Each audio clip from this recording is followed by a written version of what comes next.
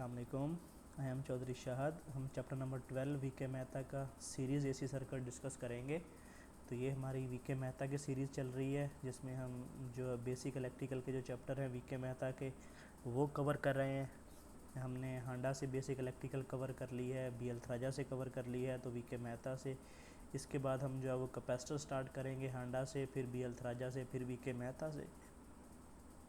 तो इस तरह जो हमारा सेशन होगा, इसमें हांडा, बी एल थराजा, वी के मेहता के जो तीनों बुक्स के इंपॉर्टेंट चैप्टर्स हैं उनके एमसीक्यूज़, थ्योरी और न्यूमेरिकल्स डिस्कस करेंगे। चलिए इसको स्टार्ट करते हैं। इसकी थ्योरी में पावर फैक्टर है। पावर फैक्टर की 3 डेफिनेशन है। P is equal to cos phi, resistance over impedance का रेशो होती है, और true power over apparent power की रेशो होती है। ये 3 फार्मूले हैं पावर फैक्टर के। ट्रू पावर का जो यूनिट होता है वो किलोवाट होता है, रिएक्टिव पावर का किलोवार होता है, और अपेरेंट पावर का केवीए यूनिट होता है। ये तीनों यूनिट भी आपने याद रखने हैं। और ये फार्मूला पावर ट्राइंगल का कि अपेरेंट पावर का square is equal to true power का स्क्वायर प्लस रिएक्टिव पावर का स्क्वायर। क्यू फैक्टर का फार्मूला है Q factor of series resonant circuit. ये Q factor is equal to 1/R/L/C का square root. और क्यू फैक्टर और जो रेजिस्टेंस का रिलेशन है वो इन्वर्स रिलेशन है। ये आगे एमसीक्यूज भी आएगा। क्यू फैक्टर और बैंडविड्थ का जो रिलेशन है ये भी इन्वर्स रिलेशन है। चलिए इसके एमसीक्यूज की डिस्कशन स्टार्ट करते हैं। In impedance RL series circuit is given by, जो इम्पीडेंस होती है ZR² प्लस XL का स्क्वायर, उसका स्क्वायर रूट के इक्वल होती है। एमसीक्यूज नंबर 2 है। In series RL series circuit the line current होता है वो lags behind the applied voltage होता है। एमसीक्यूज नंबर 3 है। In RL series circuit the phase difference pi between applied voltage and circuit current will increase if, जो XL है वो increase करेगा तो आपका जो सर्किट करंट है वो इंक्रीज़ करेगा। एमसीक्यूज नंबर 4 है। The power consumed in AC circuit is given by VM/IM/2 into cos phi. ये 2 क्यों आया? क्योंकि यहाँ पे हमने RMS की बजाय पीक वैल्यू यूज़ की है। 5 नंबर एमसीक्यूज है। The power factor of AC circuit is given by, ये रेजिस्टेंस ओवर इम्पीडेंस होता है। देन एमसीक्यूज नंबर 7 है। For greater accuracy the value of phi phase angle should be determine from tan phi से। 8 number MCQs है। The power factor of DC circuit जो होता है वो यूनिटी होता है। एमसीक्यूज नंबर 10 है। The power factor of circuit is increase अगर आप जो रिएक्टिव पावर है वो डिक्रीज करेगी। 11 नंबर एमसीक्यूज है। RL circuit 15 volt across resistance and 20 volt across inductor the supply voltage. तो वोल्टेज अक्रॉस रेजिस्टेंस का स्क्वायर, वोल्टेज अक्रॉस इंडक्टर का स्क्वायर और उसका स्क्वायर रूट लेंगे तो उसका आपका जो आंसर है वो 25 वोल्ट आ जाएगा, जो कि सप्लाई वोल्टेज होते हैं। ये फार्मूला हम हांडा में कवर कर चुके हैं। एमसीक्यूज नंबर 20 है। The active and reactive component of line current of inductive circuit is equal. The power factor of the circuit जो होता है वो 0.707 लैगिंग होता है। 21 है। The active and reactive power of inductive circuit is 60 watt and 80 var respectively. The power factor of circuit, तो उसमें सबसे पहले हम अपेरेंट पावर निकालेंगे फार्मूले से। Apparent power is equal to active power का स्क्वायर प्लस रिएक्टिव पावर का स्क्वायर। तो फिर हम active power over apparent power का रेशो ले लेंगे तो हमारे पास जो पावर फैक्टर आ जाएगा वो 0.6 लैगिंग आ जाएगा। 22 number MCQ, the active and apparent power of AC circuit is equal in magnitude. The circuit power factor वो यूनिटी होता है। 23 है। द वाट मीटर इंडिकेट, ये एक्टिव पावर को जो है वो इंडिकेट करता है जो कि सर्किट में कंज्यूम हो रही होती है। 24 है। If lagging reactive power of AC circuit is increase तो पावर फैक्टर आपका डिक्रीज करेगा। 25 है। Reactive power in AC circuit is, ये लायबिलिटी ऑफ द सर्किट होती है। 27 है। The RL series circuit the two side of the impedance triangle that form phase angle are resistance and impedance होती है। 28 है। Impedance of AC circuit is, ये scalar quantity है। Then MCQs number 37 है। In AC circuit AC system supplies apparent power 10 kilo KVA to a circuit. The reactive power being 6 kilovar. The power factor of circuit is 0.8 होता है। 38 है। The power factor, low power factor of circuit means that it will draw more reactive power. अगर उसका power factor circuit का कम है तो इसका मतलब वहाँ पे जो रिएक्टिव पावर है वो बहुत ज़्यादा है। MCQ नंबर 40 है, in RC circuit XC is equal to R the phase angle between the voltage of circuit and current, तो 45 होगा, जहाँ पे एक्टिव और रिएक्टिव कंपोनेंट बराबर होते हैं। MCQ नंबर 46 है, if in RLC series circuit the frequency is below the resonant frequency then XC greater than XL। तो ये जितनी भी रिलेशन है हम सीरीज RLC के रिलेटेड, पैरेलल RLC के रिलेटेड, जो हमने चैप्टर नंबर जो 5 है BL थराजा का, तो उसमें हमारा डिटेल लेक्चर गिवन है, तो आप वहाँ से जो है वो जाके लेक्चर लें, तो आपको जो है वो फ्रीक्वेंसी जब बिलो करेंगे रेजोनेंट से तो क्या बिहेवियर होगा RLC सीरीज़ का, जब फ्रीक्वेंसी हाई करेंगे रेजोनेंट फ्रीक्वेंसी से तो क्या बिहेवियर होगा। तो वहाँ पे हमने बाई कॉन्सेप्ट जो वो डिटेल से इसको डिस्कस किया है, तो वहाँ से आप इसको देख सकते हैं। MCQ number 47, at series resonance जो सर्किट पावर फैक्टर होता है वो यूनिटी होता है। 48 है, at series resonance the voltage across LRC is much more than the applied voltage, क्योंकि आपके जो सीरीज RLC है ये वोल्टेज मैग्नीफिकेशन का काम करता है।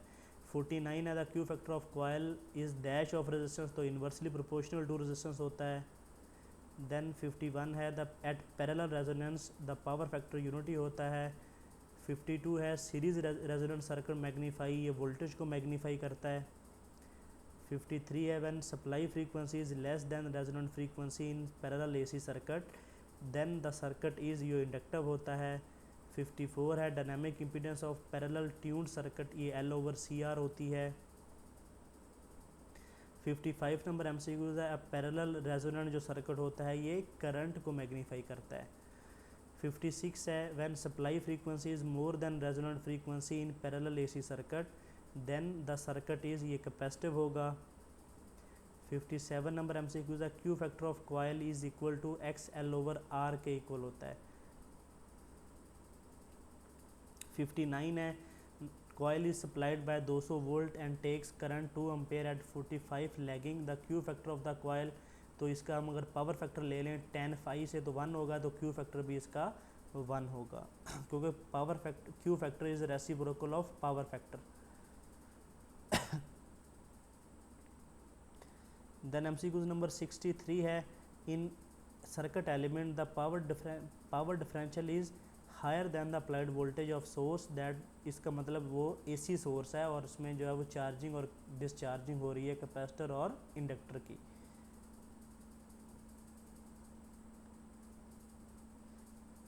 देन MCQ नंबर 67 है, lamp consume 25% peak power in AC circuit, what is phase difference between the applied voltage and circuit current. तो इसका सोल्यूशन देखते हैं कि यहाँ पे ओवर 2 क्यों है, क्योंकि यहाँ पे RMS वैल्यू नहीं है, पीक वैल्यू हम यूज़ कर रहे हैं। तो पीक कॉज फाई तो 25% है, तो PVM 2M IM को ओवर 4 करेंगे तो ये 0.25 आ जाएगा। तो इस कॉज फाई पाई की वैल्यू निकालेंगे तो cos phi is equal to 1/2, तो पाई इज इक्वल टू π/3 आ जाएगा। इसका आंसर π/3B। 68 है, RLC series circuit the current is, ये नन ऑफ द अबव होगा क्योंकि जब सीरीज सर्किट है, जब उसने ये नहीं बताया कि वो उसकी जो फ्रीक्वेंसी है वो रेजोनेंट फ्रीक्वेंसी से कम है, ज़्यादा है या इक्वल टू है, तो इसलिए हम उसके जो उसका बिहेवियर है RLC सीरीज़ का वो नहीं बता सकते।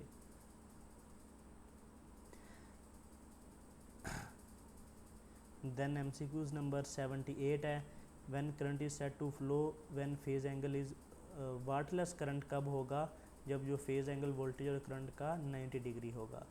79 है, with increase in frequency AC the impedance of RLC series circuit जो होती है वो फर्स्ट डिक्रीज होगी, become minimum and then increase करना स्टार्ट हो जाएगी। 81 number MCQ, the power factor of circuit can be improved by using, capacitor से हम पावर फैक्टर इम्प्रूव करते हैं।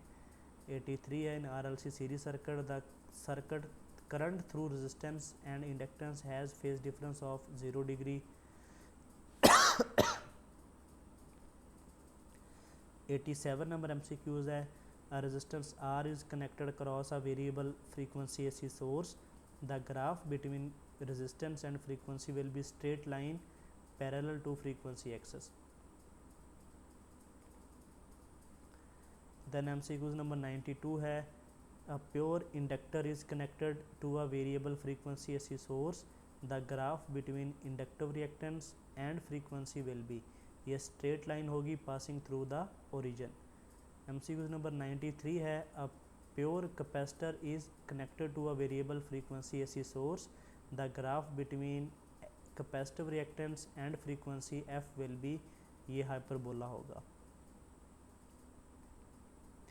Then MCQs नंबर 99 है RLC series circuit, the inductive reactance is equal to capacitive reactance, the phase angle will be 45 degree. 100 number MCQs है in RLC series circuit physical quantity inductance, capacitance and resistance respectively, the combination which has dimension of frequency, ये अक्सर MCQs atomic energy में आ जाता है, तो frequency की dimension किसकी है 1/LC के square root वाला फार्मूले की. 102 नंबर MCQs है the current in circuit is wattless if the resistance in the circuit is 0. MCQs number 113 है the 60% lagging power factor implies that the load is inductive होगा अगर पावर फैक्टर आपका lagging है. 117 है the capacitor C and coil L of resistance R and lamp is place in series with alternating voltage. The frequency is varied from low to high value. The brightness of the lamp will be maximum when XL is equal to XC होगा. 118 है if Q of the circuit is increase its bandwidth decrease, क्योंकि Q factor का जो bandwidth का relation है वो inverse relation है. MCQ number 130 है the difference between the half power frequencies is called, इसको bandwidth की definition है ये. 131 है the power factor of circuit can be improved by capacitor. 132 है power triangle can be provide information, ये power factor की KVA की किलोवाट की सबकी इन्फॉर्मेशन देती है. 133 है the load is operating at leading power factor, for power factor correction we should connect inductor, हम कनेक्ट करेंगे अगर पावर फैक्टर आपका लीडिंग में है तो. MCQs नंबर 139 है the power factor of ordinary electric bulb, ये स्लाइटली लेस देन 1 है. ये आपने याद रखना है कि जब ये स्लाइटली लेस देन 1 ऑप्शन में होगा तो ये MCQs VK मेहता से आएगा, तो आपने स्लाइटली लेस देन 1 करना है. और अगर लीडिंग, लैगिंग और यूनिटी और ज़ीरो होगा तो आपने यूनिटी फॉलो करना है, क्योंकि यूनिटी वाला जो ऑप्शन है वो BL थराजा में है. तो BL थराजा वाला MCQs अक्सर टेस्टों में आता है, तो ये वाला नहीं आता. तो ये भी आपने याद रखना, एक्चुअल जो पावर फैक्टर होता है वो स्लाइटली लेस देन 1 होता है. तो ये था हमारा चैप्टर नंबर 12 VK मेहता का. तो अगर आपको कोई कॉन्सेप्ट समझ नहीं आया, कोई MCQ समझ नहीं आया तो आप कमेंट कर सकते हैं, हम उसकी सेपरेट वीडियो बना देंगे. तो वीडियो को लाइक करें, शेयर करें और चैनल को सब्सक्राइब कर लें.